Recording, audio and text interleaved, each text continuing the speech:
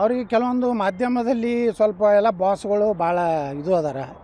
ಅವರು ಒಬ್ಬರು ಬರೆದ್ರು ಸಂಯುಕ್ತ ಕರ್ನಾಟಕದವ್ರು, ಹಿಂಗೆ ಅವ್ರು ಭಯಂಕರ ಅಡ್ಡಾಡ್ಯಾರ, ಹಿಂಗೆ ಹೋರಾಟ ಮಾಡ್ಯಾರಂತ. ನಾನು ಹೆಸರೇ ಬರೀಲಿಲ್ಲ. ನಾನು ಕಂಪ್ಲೇಂಟ್ ಮಾಡಿದೆ ರಾಧಾ ಮೋಹನ್ ದಾಸ್ ಅಗರ್ವಾಲ್ ಅವರು. ಹೈಯೆಸ್ಟ್ ಅಡ್ಡಾಡೋದನೇ ಕರ್ನಾಟಕ ನಾನು. ಇವ್ರು ಎಲ್ಲೂ ರೋಡ್ ಶೋ ಬಿಟ್ಟು ಎಲ್ಲೂ ಅಡ್ಡಾಡಿಲ್ಲ.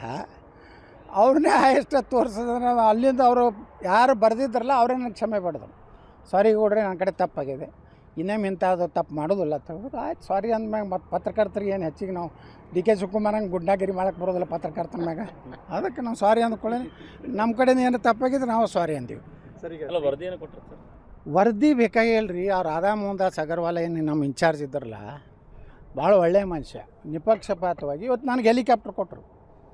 ರಾಜ್ಯಾಧ್ಯಕ್ಷ ಕೊಟ್ಟಿಲ್ಲ, ಯಡಿಯೂರಪ್ಪ ಕೊಡಲಿಲ್ಲ, ಯಾರಿಗೂ ಕೊಡಲಿಲ್ಲ, ಅಶೋಕ್ ಕೊಡಲಿಲ್ಲ. ನನಗೆ ಹೆಲಿಕಾಪ್ಟರ್ ಕೊಟ್ಟರೆ ಇದ್ರ ಮ್ಯಾಗಿಂದ ತಿಳ್ಕೊರಿ ಪಕ್ಷ ನಾನು ಯಾವ ರೀತಿ ಗಣನೆಗೆ ತೊಗೊಂಡಿದೆ ಲೋಕಸಭೆ ಚುನಾವಣೆಗೆ. ಈಗ ನಿಮ್ಮ ಹೊಂದಾಣಿಕೆ ಎಲ್ಲಿ ಬಂತು ಸರ್? ನಾವೇನು ಹೊಂದಾಣಿಕೆ ಅದಕ್ಕೆ ಆಗ್ಬೇಕು ರೀ. ಮೊನ್ನೆ ಬಂದಿದ್ರು ಅಲ್ಲ, ಪ್ರಯತ್ನ ಮಾಡಿದ್ರು. ನಾವು ಹೊಂದಾಣಿಕೆ ಆಗೋದಿಲ್ಲ ಅಂತ ಹೇಳಿಲ್ಲ. ಹೊಂದಾಣಿಕೆ ಅಂದ್ರೆ ಏನು?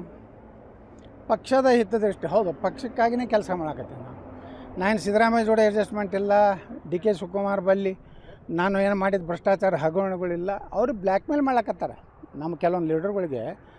ಓಯ್ ಹುಷಾರ್, ನೀನು ಅವ್ನು ಏನೇ ತೆಗೆದ್ರೆ ನಾನು ನಿಂದ ತೆಗಿತೀನಿ, ನಂದು ತೆಗಿತೀನಿ ಅಂತ ಓಡಾಡಿದ್ರು. ಆದ್ರೆ ಏನೂ ಸಿಗಲಿಲ್ಲ. ಅದಕ್ಕೆ ಏನಪ್ಪ ಇವೊಬ್ಬ ದೊಡ್ಡ ತಲೆನೋವಾಗ್ಯಾನ ಅಂತ ಹೇಳಿ ಅವರೇ ಬೈಲಕತ್ತಾರ ನಮ್ಗೆ. ಬೆಂಗಳೂರಿನಿಂದ ಮಂಗಳೂರುವರೆಗೆ, ಬೀದರ್ನಿಂದ ಚಾಮರಾಜನಗರದವರೆಗೆ ನಿಮ್ಮ ಸುದ್ದಿ ನಿಮ್ಮದೇ ಭಾಷೆಯಲ್ಲಿ ಕರ್ನಾಟಕ ತಕ್.